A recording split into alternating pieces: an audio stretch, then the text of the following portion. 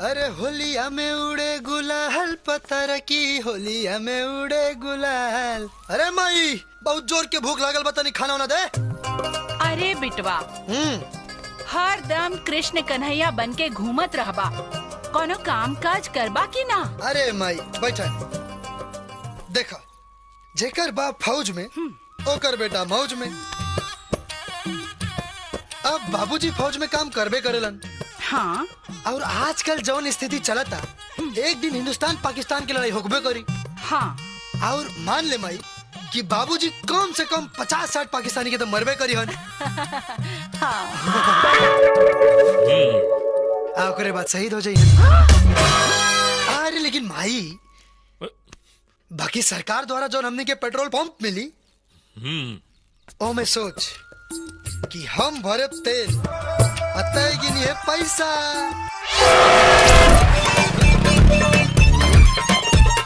हाँ ठीक से ठीक से जी साहब। हे माई पैसा दे, पैसा ही पैसा। भूत न कपूत सपना देखे छोड़ और हकीकत में आ जा। आज हम तुहार 612 हड्डी तोड़ के ओके 1224। अरे बाप रे बाप, अरे भाई रे भाई, अरे दादा रे दादा, हमार सब हड्डी टूट के भीतरी कबड्डी खेला था, पूरा नस धस गइल रे माई। अयो दादा, काकी हमार जवान लड़का के रउआ मार मार के बेहोश कर दिया। रउआ के तनिको लाज शर्म नहीं के आवत का? ए बेटा ई का नखरा कले बारा हो? अभी ले तो एको नटा ना पड़ल तो दू खानदान के याद आ गेल। आ कहीं सही में तोरा नटा पड़े लागी नु तो तोर का हाल होयो? बुढ़े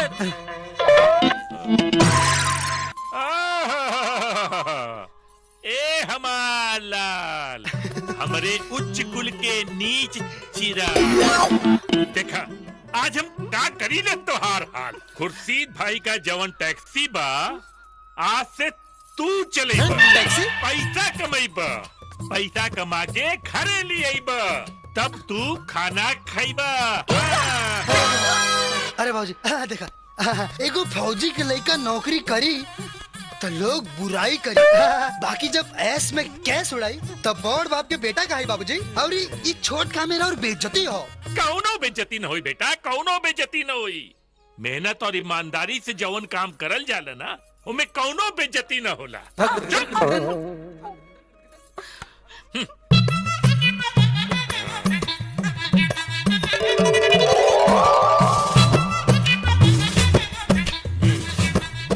दयानंद पांडे के फैसला बा, टैक्सी चलेबा चलेबा। लेकिन बाबूजी,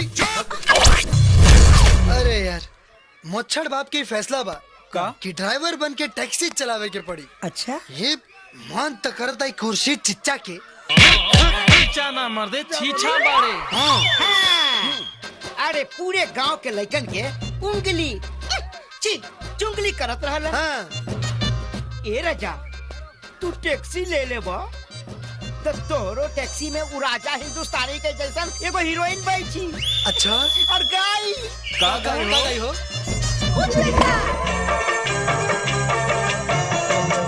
आए हो मेरी जिंदगी में तुम बहार बनके, मेरे दिल में यूं ही रहना तुम प्यार प्यार बनके। अब तो मोच्छड़ बाप के बापूजी का यन कि पोताजी गाड़ी मत चलाओ, तब वो न मारे। राजा बेटा हैं? उठ चिंटू पांडे जी, और गइले चुगली करे। ये भुट्टन मियाँ जी चुगली करे ना, चाबी देवे आयल बानी, चाबी देवे। अच्छा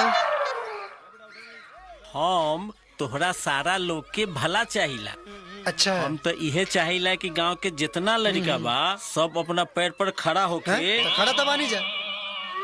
अरे अपना से कमा दूगो पैसा, अच्छा। परिवार चलावो, से हमरा कहे के मतलब बा। हमारा कब? हाँ हाँ हाँ हाँ। बेटा देखो तोहरा ला एक सर्वधर्म माला हम लेनी है, ल एकरा पहना आवा। ये हमेशा तोरा महफूज रखी बेटा। तू नया काम शुरू करे जे जा रहल बड़ ई तोरा बड़कत होई, हर कदम पर ही तोरा साथ दी। ठीक है बेटा? ठीक बा चाचा। कभी मिलने तो आओ सावन की नशीली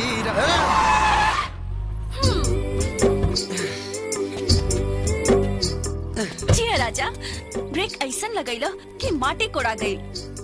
प्यार के न्योता देता नहीं, हमार देवता बन जा, रोज सुहागरात मनैबा, तब ना इंटरफियर करब। तिकोरा की उम्र से आम तक ले न्योता देता रू, लेकिन हमार कबो किक ना लागल। जौनो दिन किक लाग गई, जिंदगी भर खातिर फिक्स देवता बन जाए। अरे अब बतावा किक लागल कि ना? भाई सब हरकत कैला से कुछ और जागेला, बाकी किक ना लागेला। और पीछा गल छोड़ दे ना तो चेहरा फीका लागे लागी। मजबूरी में सेकंड हैंड मर्द से बियाह करे के पड़ी। मर्द तो तू ही बनबा, चाहे कितनो बेशरम बने के पड़ी।